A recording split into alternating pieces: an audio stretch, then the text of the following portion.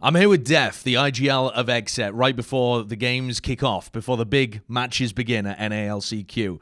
I want to start by dialing the clock way back, actually, and talking about the qualifications towards Berlin, because the reason that you're here right now, or at least one of the reasons, is because you just narrowly missed out on being one of those three teams that was able to get there. What was the atmosphere like in the team heading into that tournament and the result that you ended up with? If I can think back, I think we had like 2 weeks practice going into that tournament, so we definitely didn't have the highest expectations, but I think that tournament proved that like we're here to stay as tier 1 in NA. And now we've had like maybe a month and a half of full-fledged practice, so we're just really excited to prove that we deserve to be there.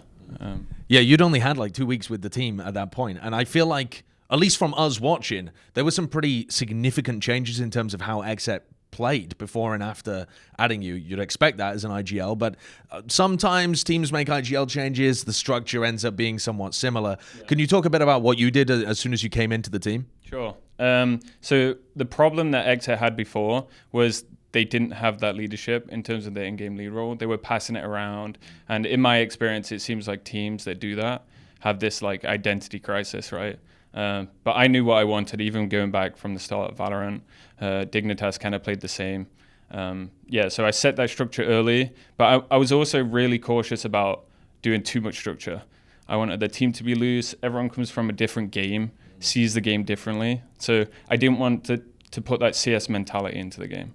I think a team like Envy played much more like it's CS. Right. And I wanted to include that because we have people from Crossfire, we have people from PUBG, different games. So it was all about my T-side structure. CT takes more time, in my opinion. So I'm excited to see how we do with our CT sides here instead of our T sides. Yeah, if we want to start with the attack sides, they had been radically improved from one tournament to the next. It was a significant issue that had been plaguing XSET tournament after tournament. Their T sides just looked a bit limp, like they didn't have the greatest ideas or structure in them. And you would come into that. What kind of things, or rather, what kind of IGL would you describe yourself as? Are you somebody that comes in and you have pre-prepared strats that are all listed down and you're rattling them off? Are you the kind of player that wants to allow other people to do their own thing and just work in the mid round? How much control do you have over every aspect of the attack rounds for XSET? I definitely micromanage, but in a way that's like we don't have a strat book. I think having a strat book and sticking to strats in a game like VALORANT is just so random. Like, there's too many variables, there's too much going on to have that set strat. People are focused so much on the strat that they lose sight of like just playing the game. So my T sides are all about just map control, making sure we fake good if we're going to do it, adding protocols. But no, definitely not a heavy strat book. Like, that's definitely something I didn't want to do.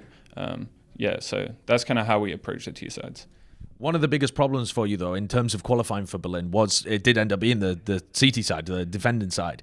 And especially in the game against 100 Thieves, that was the area in which it looked the most exposed. I think Haven, you went up like 9-3, something like that, and ended up losing that. I'm sorry to bring up the bad memories, but it's all right. You can get revenge here if that makes you feel any better about it. Yeah. But what kind of stuff was going wrong in those instances, in those matches to get to Berlin?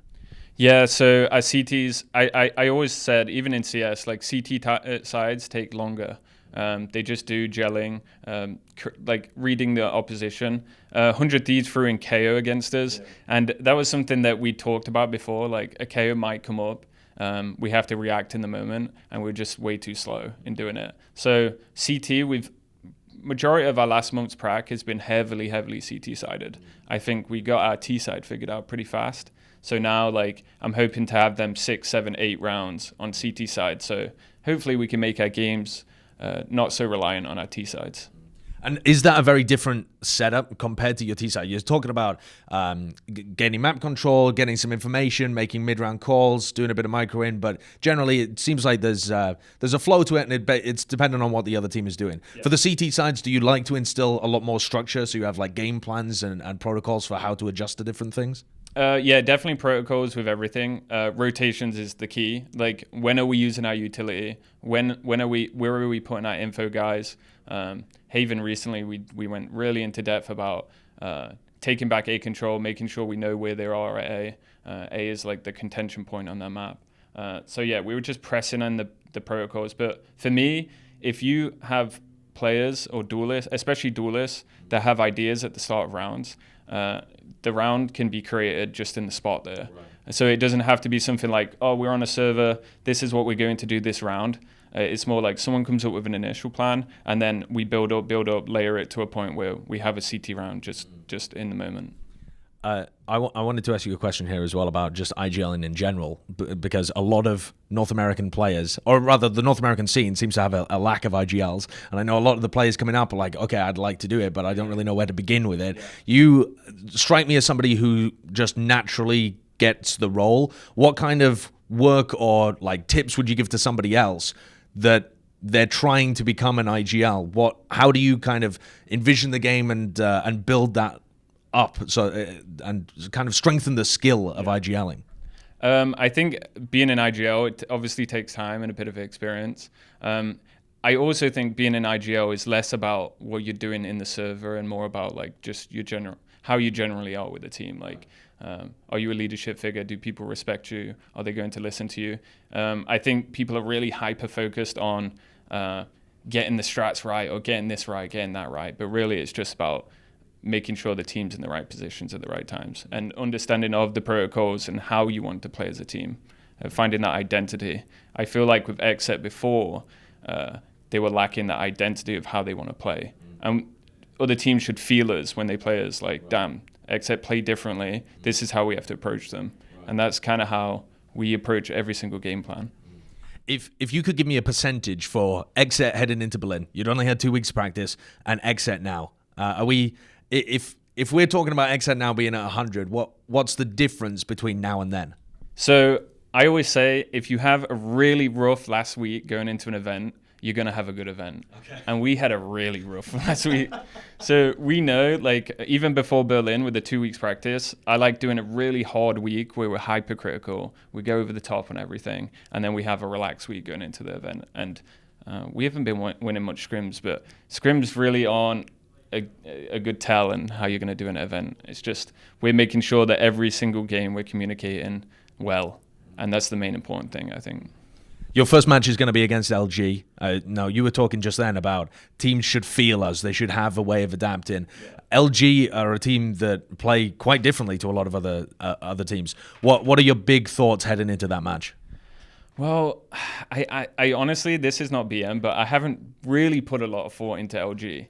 Just because XSET historically, even before I joined, have not struggled against LG. Even when we joined, like, I think the last time we played them, it was like 13-6, 13-4 or something like that. So we're not hyper concerned about them. We approach it as if we play our game, even whatever they do, they can't beat us on the first day. So that's how we're. All right, I like that level of confidence. Well, if you were able to get through that, your next round would probably be a rematch against 100 Thieves. Yes. They've obviously made some roster moves and stuff. How are you feeling about that matchup now? I told the team, I was like, you've got 100 Thieves that have just kicked the in-game leader. Like, they've had, less than 2 weeks to scramble, like, this whole, like, game plan together. And Boy's obviously, like, pretty capable guy. But this is, like, 100 Thieves. There's blood in the water, and we're the Sharks. Like, we're going for it. Like, this is our time, I think, and we're coming up to that peak. And hopefully we can show it. Yeah. That's going to be a very interesting match as well, just the whole narrative of you having that clash against them the last time and now clashing against them again. I wish you all the best of luck in your games coming up as well. Thank you very much for sitting down and doing an interview with me. Appreciate it.